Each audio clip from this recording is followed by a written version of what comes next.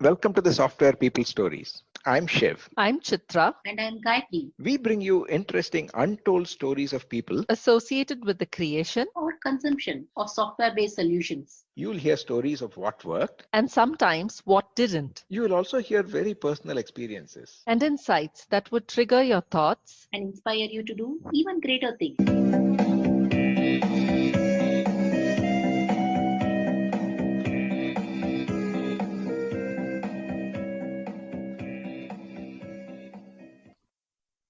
Did you ever think that playing or working with an amateur mind or a beginner's approach is probably the best thing that could happen to you? What if someone said that getting off the highway road is the best way to catch unseen beauty and discover the best places one could ever see? Would you do that? How does this all fit into creating innovative software products? Join our host Sivaguru from PM Power Consulting in conversation with Sharad Sharma, co-founder of iSpirit Foundation, who's worked extensively in software R&D and has run multiple India R&D centers. He talks about his multi-threaded career, as he describes it, through traversing multiple S-curves. If any of our listeners have surfed waves, you know how to pick the right one, ride it, get off, and ride the next one, right? And if you simply want to know what this is all about, listen on. Hi, Sharad. Welcome to this episode of the Software People Stories. I'm happy that you are able to spend some time in sharing your story and your perspectives that will be useful for our listeners. So, as you know, we have been featuring the stories of people who've been associated with software-based solutions, both creation and consumption, and their own journeys in terms of what they learned or what worked, what didn't work, etc. So, to kick that off, if you can give a brief introduction of how you got into software and what you've been doing, we can take the conversation further from there. Thanks, Shiv, for inviting me for this. So, I have many threads in my career. So one thread is that I've been part of software R&D kind of settings for a long time. So that's been one thread in my career. Another thread is that I've somehow been involved in setting up or running the India R&D centers. So that's another thread. I've been passionate about software products, and at least in the last 10 years, I've been active in the ecosystem, trying to help make India a software product nation. So there are all these threads in my career. And then the final one is that I've been kind of lucky. I'm an electrical engineer by training, but got interested in CPM operating system, while I was still doing my engineering, and that led me to Unix and a bunch of other kind of operating system kernel stuff. And that was a good timing. So that was a good S-curve at that time. And I've been part of 3-4 S-curves like that. And so, by accident or by design, I managed to ride, some of these S-curves, from early before the first inflection to somewhere, near the second inflection. So there are all these things that go on. I don't have a clean way to describe myself. So I thought I'll kind of put all of these out there. So they'll give you a chance to pick any of these threads and build the conversation around.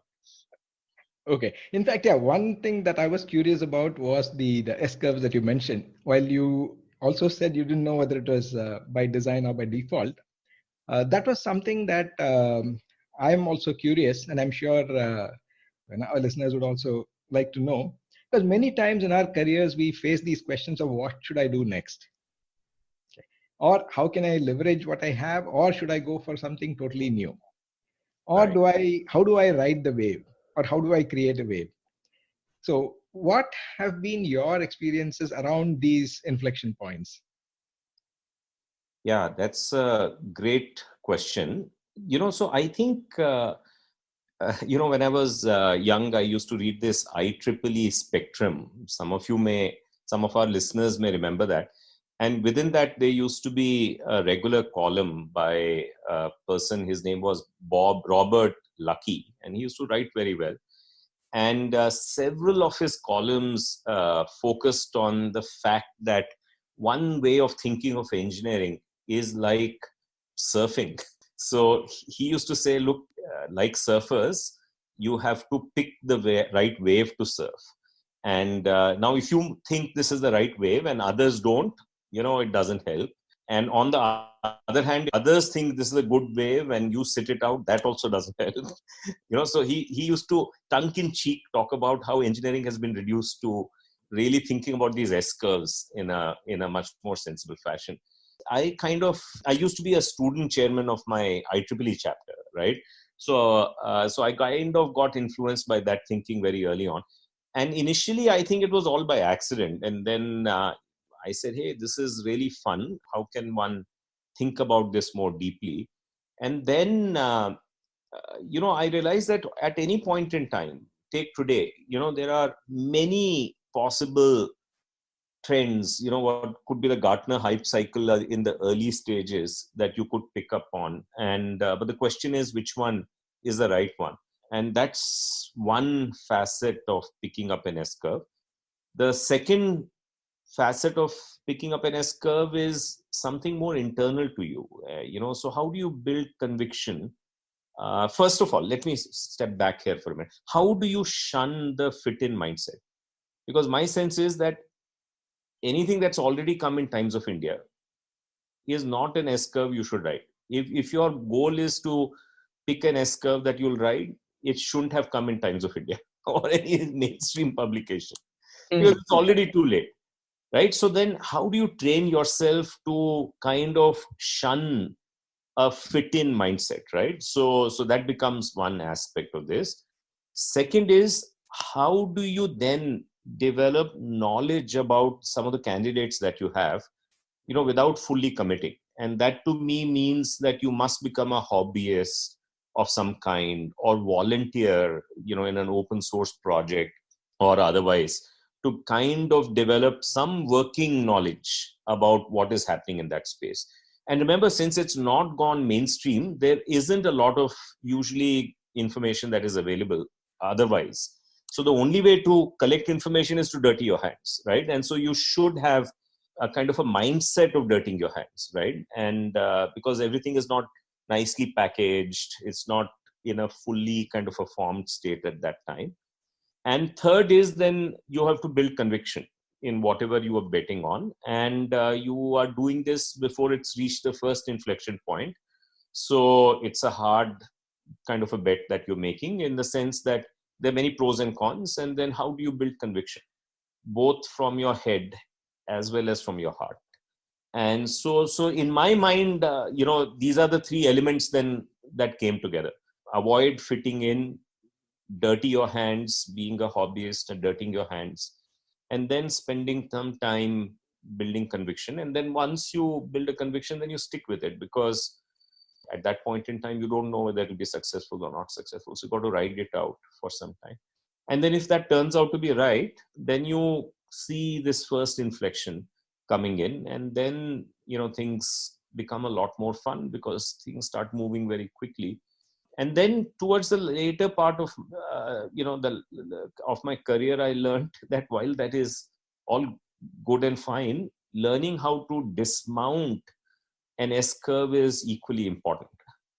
So otherwise you just stick with it too long, right? And so that then requires literally having a distrust of the institutional capacity to reinvent, right? So because by now you are in an institution which is wedded to that S-curve, and although the S-curve is reaching the second inflection, the institution is facing that challenge. They are talking about reinventing themselves, and frankly, in our tech industry, as you know, very few of them manage to reinvent themselves. And so you must distrust the ability of the institution to reinvent itself, and instead of changing the institution, you are changing the S-curve. And that requires skills in dismounting as well. So a long answer to your short question. Very interesting and relevant. In fact, when you talked about being a hobbyist, I just remember recently I was reading that we should not aim to be professionals, but amateurs. the justification given was that amateurs enjoy what they're doing. And then when you start enjoying, then you put in more, you learn more, you try to innovate because you want to express yourself. And then you're not bound by a certain stereotype or a certain image that you have to live up to. I'll build on that. What you said is Mm. spot on. And I think, another way of putting it is that keep a beginner's mind, right? And I'll relate this story. So back in, I was part of a startup. There were 3 co-founders, 3 of us, and it was called Teltier Technologies. In 2004, it became part of Cisco. I started investing as an angel investor after that, right? And from 2004 to 6, everything I touched turned to dust. And so in 2006, I restarted with a commitment saying, hey, I must, because I had got into this mode of thinking I knew what I was doing while I didn't really know what I was doing, right? And I'm so grateful that everything turned to dust so quickly. So I was forced to face the fact that I didn't know anything about angel investing, right? Mm. And then I went down this path and said, okay, no, I must have a beginner's mind, right? And I feel that in some fields, your success entirely depends on your ability to unlearn on a constant basis. See, learning is easy, unlearning is hard, right? And so the only way to be unlearning is to force yourself to keep yourself in a beginner's mind, right? Keep telling yourself, as you rightly said, that I'm not an expert. I am a beginner here. I must open myself to unlearning and relearning. And that becomes very essential in our life, right? Especially in a world that is changing so rapidly. So I fully resonate with what you said just a little while back. Yeah, that brings me to a couple of questions related to the theme of R&D and products, and probably take it from there. As a person, both member of a team of R&D, or as someone who's setting up or leading a team that is into R&D, where do you source your ideas from?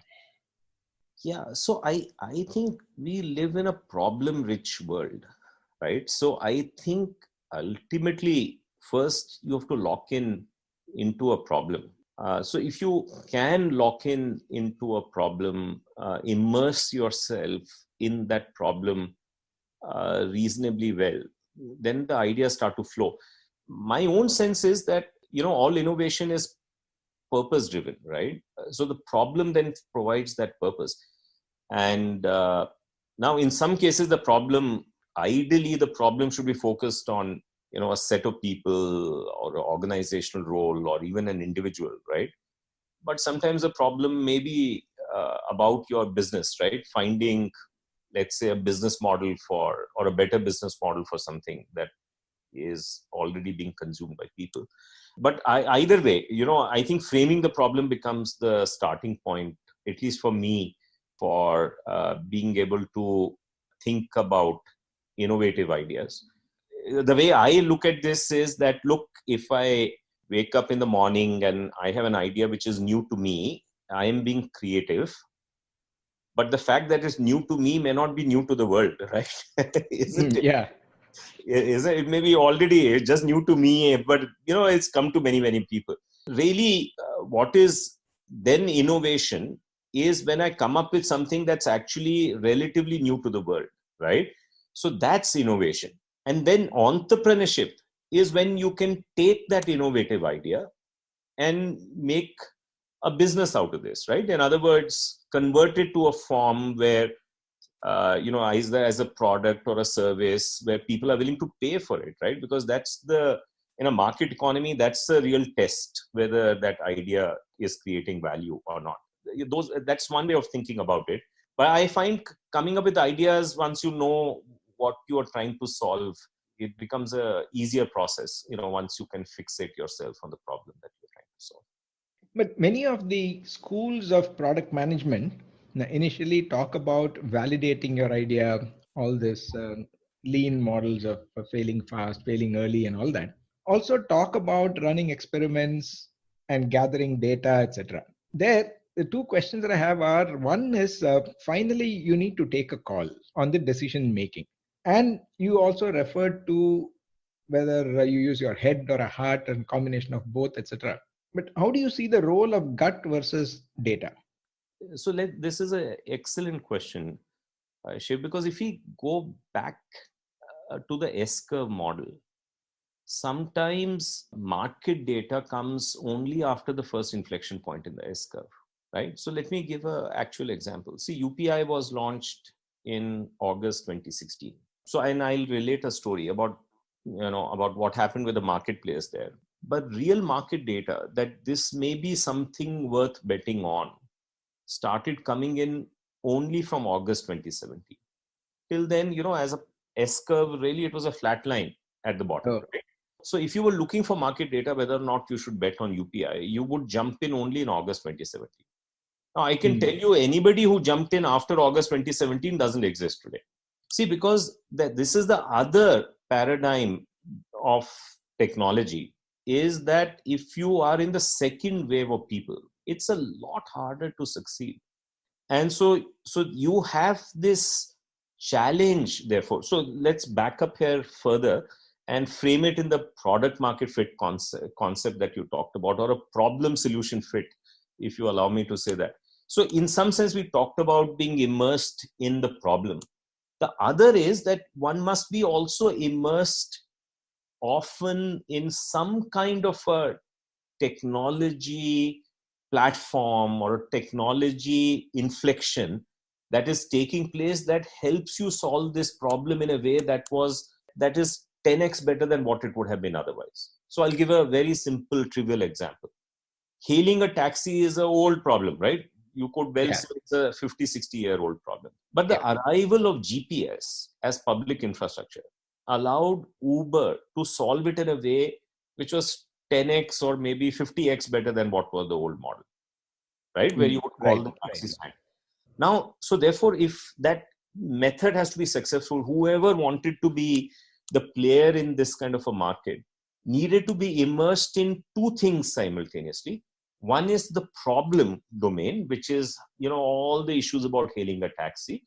And the second is the technology domain, which is all the messiness associated with using GPS in the early days. It was a very, very messy process at that time, right? So now, if you really wanted to bring something new to life, you needed to be immersed. You needed to be dual immersed. Singly immersed would not work, because then you won't be able to reconcile. You won't be able to build a bridge between, GPS and the problem domain. You needed to be dual immersed.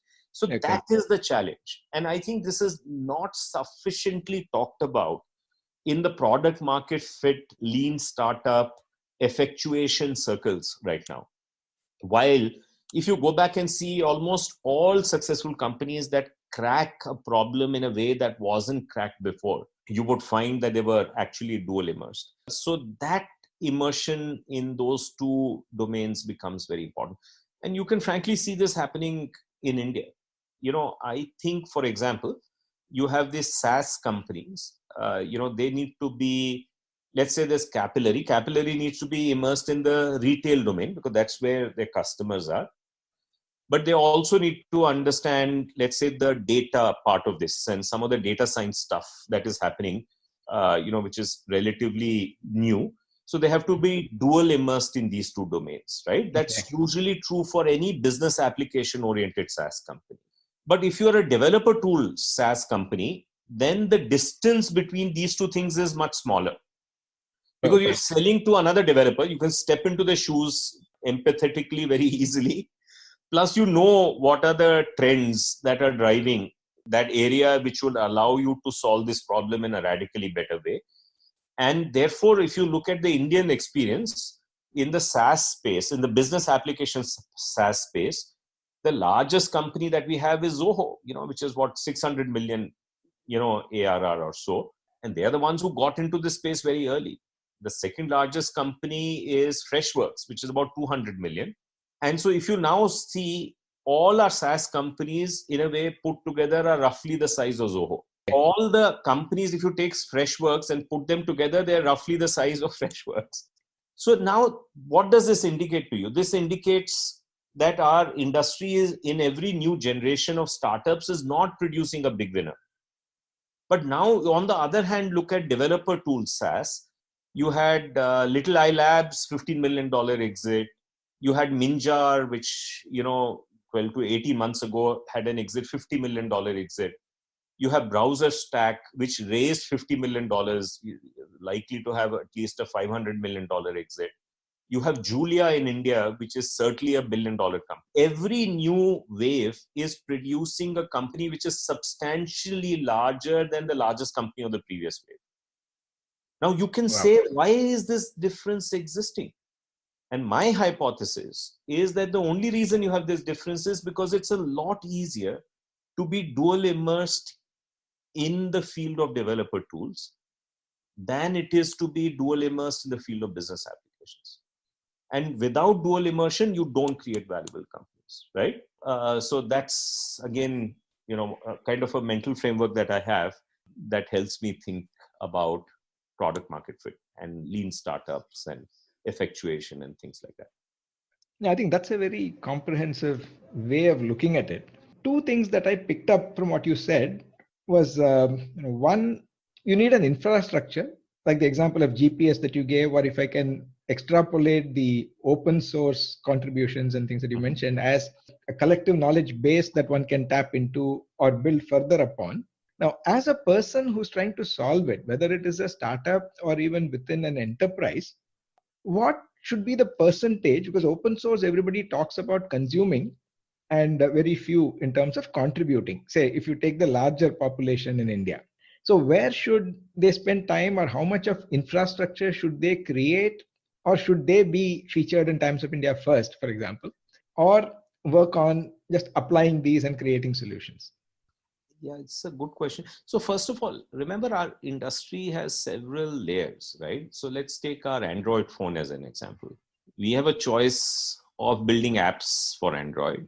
Somebody has a choice of, working for Google and doing Android OS development.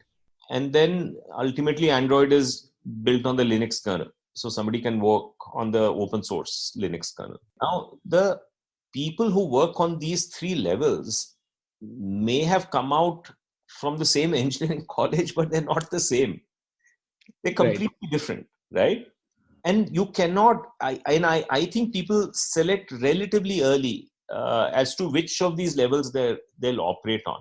And if they find a personality match with that level, they stick with it. And, and I don't think you can actually move from one to the other. For example, if you go back in time, a few years back, Apple's battery performance, iPhone's battery performance was very good. So Google started looking at, hey, how do we have the same, and meanwhile, Android battery performance sucked at that time, right? It wasn't an app problem. It was obviously an Android OS problem. But actually, when you look deeper into this, it wasn't even Android OS problem. It was a Linux kernel problem. Okay. So Google went to the Linux community and say, hey, can you not improve power management for the Linux kernel? Which of course they did. And that took about a year. Then it had to be reflected in the Android release. So that took about a year. And then the apps had to embrace this. And now last year, Android battery performance far outstrips iPhone's battery performance. And, of course, that created the situation where iPhone, had to slow down the phones to give the pretense that their battery performance is not as bad. And that created a PR disaster for Apple. Right. But this is the backstory to this. Now, in this environment, the person who worked on the power management for Linux kernel saw this reach, be used in the hands of the customers 2.5, 3 years down the line. The kind of personality that you need for delayed gratification is completely different from the personality that you need for app development, where you can get feedback in an instant, relatively speaking. So the person who can operate in the app kind of a domain may not be happy in the Linux kernel domain, and vice versa. And of course, this has institutional implications, because every institution, whether it's an open source network or it's a corporate entity, has to discriminate between good versus great. If you're an app developer, then good versus great the feedback comes from your customers. But if you're doing Linux kernel work, then you can't wait for customer feedback. That's going to come 3 years later. Right. So that feedback comes from your peers. So that means you must have a culture which says, hey, my job as a peer, let's say both of us were peers, my job is to call out your bullshit without regard to your feelings. That culture is completely different from the culture in an app-based organization. So I think, to answer your question, if your mission is to build the best app, my suggestion is don't bother in contributing to Linux kernel. Let the Linux kernel guys take care of that. So I think in other words, what I'm trying to say is that the people who build the infrastructure, they're a different breed from the people who build the applications, or people who build if you think of it as a 3-layer stack, than the people who build the OS. And we must just recognize that and help people move to the right path. And this is, by the way, not just true for software. This is true. Let's take another field. This is also true for electronics. Let's say you're an electronics engineer and you work for Siemens Industrial Electronics, and another friend of yours goes to Sony Consumer Electronics. Then 5 years later, they can't switch at all, right? And you don't hear of any switches happening. While technically both are electronics, they actually are very different, when you get into the mud pit, in terms of the characteristics, organizational characteristics, personality characteristics that you have. So I think people have to be thoughtful about where they attach themselves to, not chase money, because ultimately in the long haul, they can only be successful if they're doing what comes naturally to them and therefore fits their personality. And the personality types, archetypes that you need at different layers are actually substantially. See, that also brings me to one of my favorite questions that I ask most guests, is about the advice for people who are considering entering IT, whether they are freshers or students, or people who are in their mid-career. I got in here, but then, like you said, I've not found my calling. How do I change? Now, added to this is also something that I have also noticed interacting with many aspiring entrepreneurs, at least in Bangalore. You find that, said, I have an idea for an app. Can I become an entrepreneur? And the point that you mentioned about contributing to open source and learning from that, within your hands, before you know where your expertise is, or your expertise being peer acknowledged, versus just because I have an idea, I have brilliant academic credentials, can I just jump in? So what would be your advice to people considering jumping into IT? And of course, there are these doomsayers who say that AI and ML is going to take away all IT jobs. See, the short answer is that if you're doing something that kind of jives with you, then for you to rise up the competence hierarchy and be good at it is a lot easier. And if you're at the top of anything, any competence hierarchy, you will make a fair amount of money. So let's take a non-IT example, right? One can be a recreational marathon runner, okay, or one can be a competitive marathon runner. So if one has to be a competitive marathon runner, or a competitive swimmer, or a competitive basketball player, it is almost essential that you have the right body type for it. If you're a short guy, a competitive basketball player is a very hard thing to pull off. And so if you have a short torso, then being a competitive swimmer is very hard to pull off, right? And so on and so forth. So at the competitive level, there is almost a requirement that there is a fit between your body type and the competitive sports that you are going to engage in.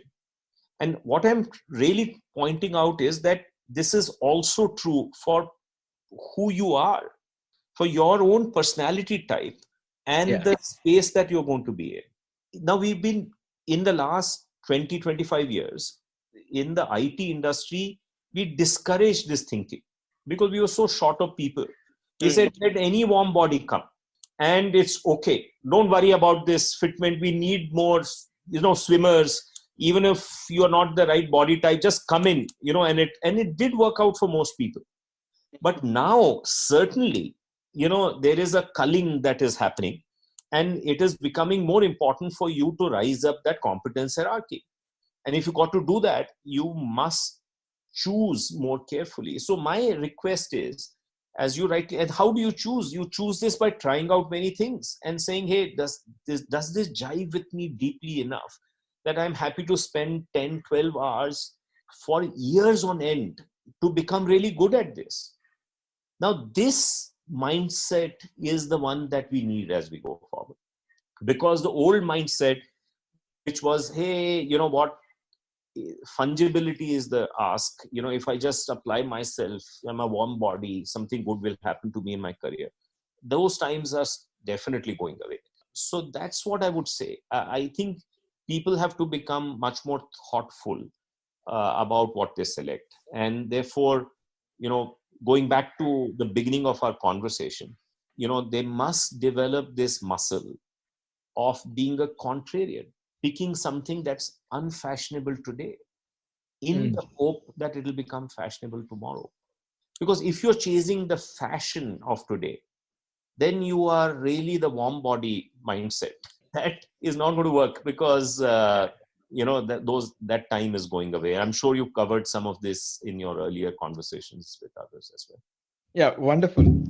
This also resonates with, usually I say that it's not about where the puck is now, but then focus on where it is going. So thanks a lot, Sharad. In the interest of time, I'm sure there are a lot more questions that our listeners would have, or I also have, but we'll reserve that for another conversation. Thank you for inviting me, Shiv. Thank you.